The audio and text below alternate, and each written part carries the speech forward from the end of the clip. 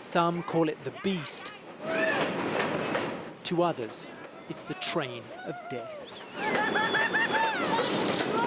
But to all these illegal migrants, it's a free ride bound for their American dream of washing dishes, picking lettuce, or carrying bricks. We work under the sun and all that thing. Over there, no. If you're born over there, your life is gonna be different. You're gonna work in the office, go to a nice high school, go to a nice college, you know. But I don't think we're stealing their money or their jobs, you know. Like Elvin, most aboard are from Central American countries like Guatemala and Honduras. They'll spend days clinging to cargo trains as they grind through southern Mexico up toward the US border. Human rights groups estimate thousands have died falling from trains like this, some of them mutilated under its wheels. En route to the US border, many more have been robbed, raped and kidnapped. The Mexican authorities do little to prevent them riding or to deter gangs from preying on them. So when I caught up with this group of migrants at a free hostel in southern Mexico, I wondered why they were ready to sacrifice so much. The American dream is a really American dream, because you can make money and live better. Help your people over here. Elvin once worked in the US before being jailed on a drug and drunk driving charge and later deported. And I want to do the things right this time, and I don't want to get in trouble again. Yeah, we're trying to. I don't think I'm a bad person. I just like to drink sometimes, make mistakes like every single person in the world, you know. A card game to kill the hours before the train pulls out. Antonio has also lived in the States. In the US, he can earn more in a day than in a whole week back home. He proudly tells me he was Employee of the Year at an Applebee's restaurant in Michigan. They put up a plaque in the lobby. There was only one Hispanic name up there, and it was mine.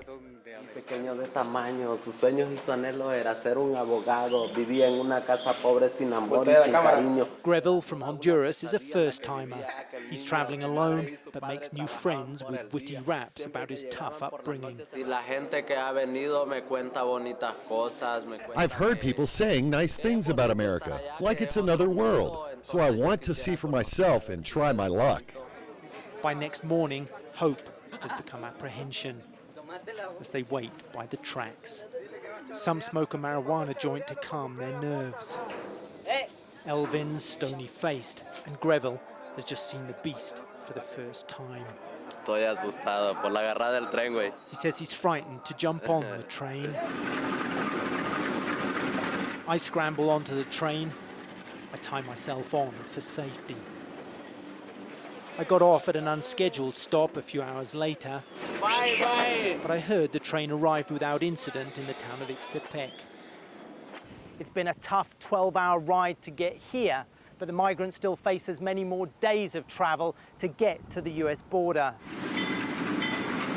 A few nights later, another group of migrants who boarded the train of death were not so lucky.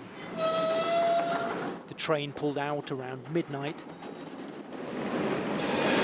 When I caught up with it at first light, there was clearly something wrong. Only a handful of people were still aboard.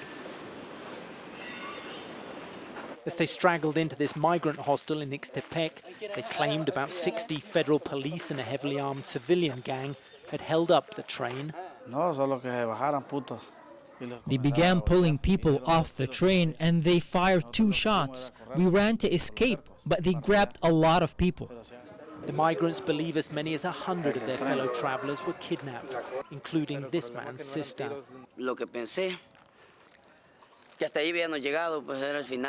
I thought this is as far as I go. I thought that this was the end. I was thinking about how to escape because I didn't know whether they were police or kidnappers. As they rest after their scare, we check what might have happened. The Immigration Department of Federal Police said there had been no official operation or arrests. A week later, hostel workers told me the detained migrants had been robbed but were freed after human rights workers lodged formal complaints. Fernando Batista, a senior government human rights official, was visiting the hostel. He says corrupt Mexican authorities frequently conspire with kidnapped gangs. Todas y todos los migrantes se encuentran en una situación extrema de vulnerabilidad. The migrants are extremely vulnerable, and there are cases where federal and local authorities, far from doing their job of preventing crime, are colluding with those people committing those crimes. Father Alejandro Solalinde has been giving migrants a free meal and a bed at this hostel for the last 5 years. Bitter experience tells him they will press on despite the risks, rather than go home to poverty. Yo observo a los migrantes ese éxodo interminable. This is an interminable exodus. It never ends. But I'm sure they're going to make history. They're going to rebuild America. But before they make that history or achieve their own more modest dreams, these poor migrants must first survive the train of death. Carl Penhall, CNN, in southern Mexico.